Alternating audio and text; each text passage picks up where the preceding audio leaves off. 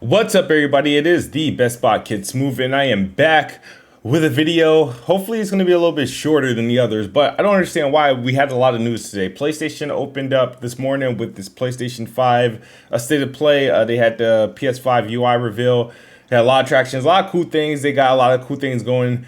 They got their picture-in-picture. This new UI for PlayStation users. If you're a trophy hunter, this is really going to come in handy. Some of the things that they're doing, and if you care about things like trophy and guides and stuff to help you get through video games, they got a lot of features baked into the system to help you get through and make it easy without taking you out of the video game too much. Thought it was a little dope. It features, honestly, over on the Xbox that I'm used to a little bit. In the early days, we had the snap and the picture-in-picture, and we could watch videos and guides and stuff, and while playing the same game at the same time. And then nowadays, when you want to help with an achievement, you can click on the achievement, and then it's connected through like True Achievement, so it brings you to the browser, and it takes you out of the video game. So the way that PlayStation's doing it is definitely more dope, more intuitive, more it's innovative. So I definitely give them props about that.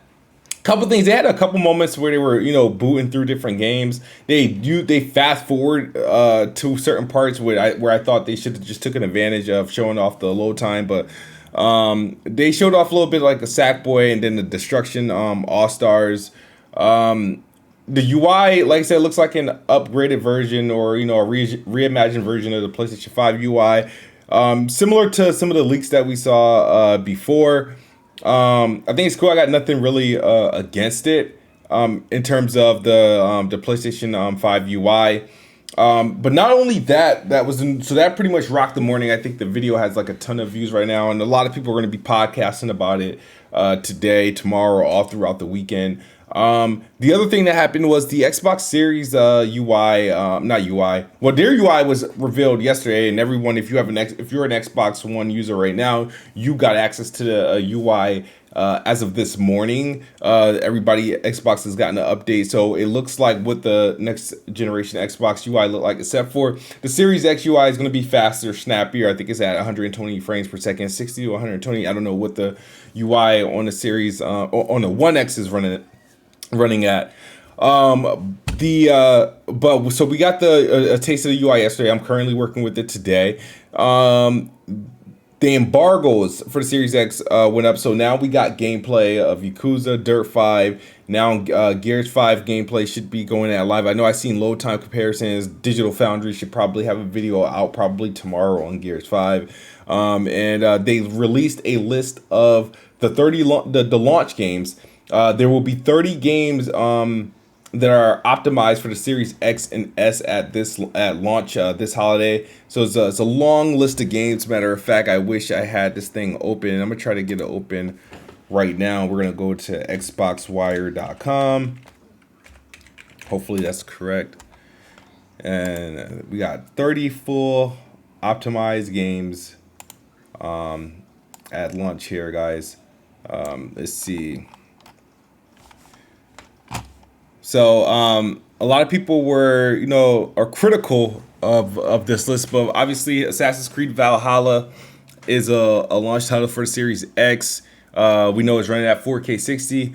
It had a big preview yesterday, which looks dope. I can't wait for this game, honestly. Let me see if I can fix this on my screen so it could look like bigger.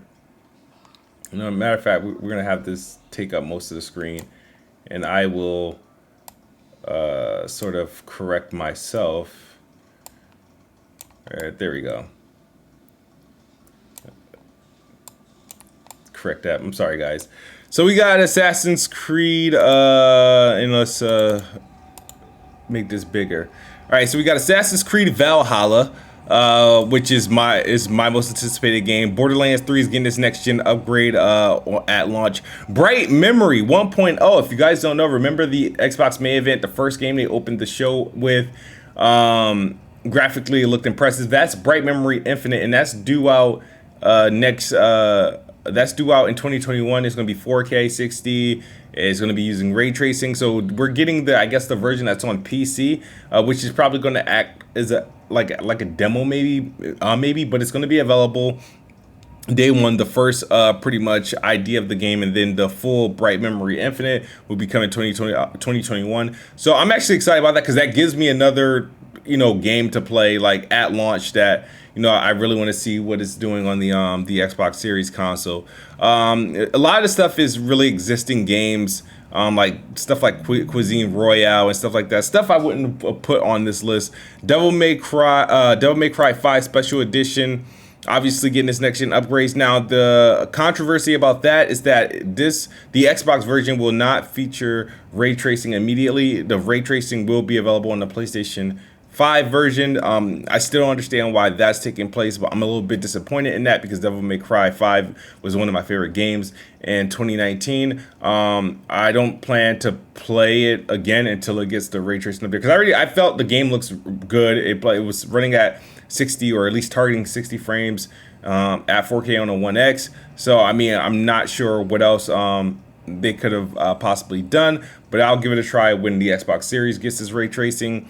I don't know how much they're charging for the PlayStation 5 version. And matter of fact, I probably won't get this game at all I'm not sure if this thing is upgrading. Like, I have the game, so, and I know the game it's in Game Pass, but I own the game. I believe I definitely own a game. So if I don't automatically get the upgrade, then I probably won't get it anytime soon. Dirt 5, obviously, we know the controversy about that. The smart delivery, I mean, I want to give it a try. Wish it was in Game Pass. I'll look for that on a discount. Enlisted Evergate. The Falconeer is a game I'm looking forward to. That is day one. Fortnite. Forza Horizon 4, I can't wait to try that out. Gears 5, we know that's, they're using PC Ultra settings and with Plus, because they're adding stuff that's not available on PC Ultra settings. Gears Tactics launching on console, so that's really acting like the new game. Pretty much that, and like fucking Falconeer is holding it down for the Series X. Man Eater, NBA 2K21, Ori, they're in their 120 frames update. Sea of Thieves, Tetris, The Tourist, So Long, Watch Dogs Legion, Yakuza Like a Dragon. So we've seen, honestly, for face value, it's really not all that impressive, honestly, in terms of what the games, like there's a select few games that I will be, buying just specifically because I'll be buying specifically for the Series X. Destiny 2 will be available, but the upgrade isn't available until December 8th. Obviously, the Medium comes out December 10th. So just overall, but in terms of like the Xbox Series X and Series S, there's games, I mean, you're going to be pretty much your existing library is going to get the most benefit. The games that are coming out this fall, obviously the most benefit.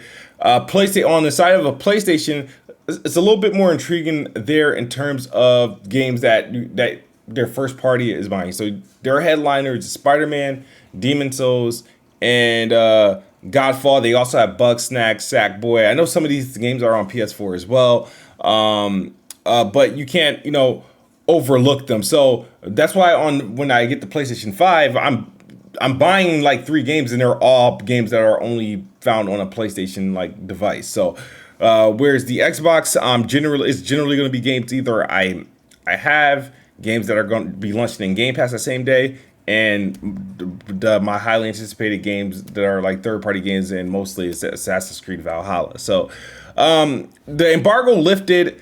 My only issue with the embargo is that I feel like I still didn't see enough.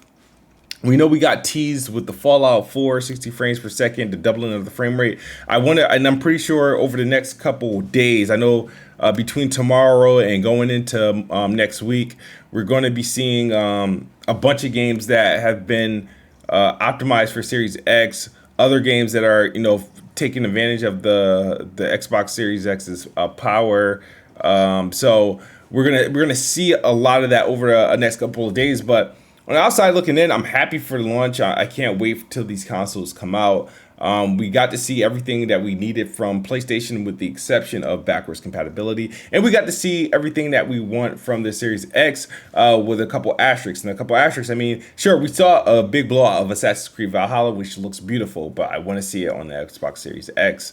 I want to see more, and I know there's going to be this event coming in November. I think it's XO20. There's going to be another event with more game reveals and stuff like that. But I kind of want to see what this box is truly capable of. You know what is that it has capabilities and the power and stuff like that. And we just really want to see it. And so far, the games that these influencers have aren't games that are taken full advantage. So none of these games, I tell you, is going to give anyone that full-blown next-gen feel outside of select titles. Maybe it's going to be NBA 2K21 that does it. Assassin's Creed Valhalla might have something to say about that. We will see. But the embargo's up, so influencers are talking a lot about Xbox Series X and S and pretty much giving you the whole ins and out. They're able to talk pretty much because a lot of the stuff that they couldn't talk about. There's still some questions in regards to the UI. I know people on Twitter are joking that the Series X UI is 1080p.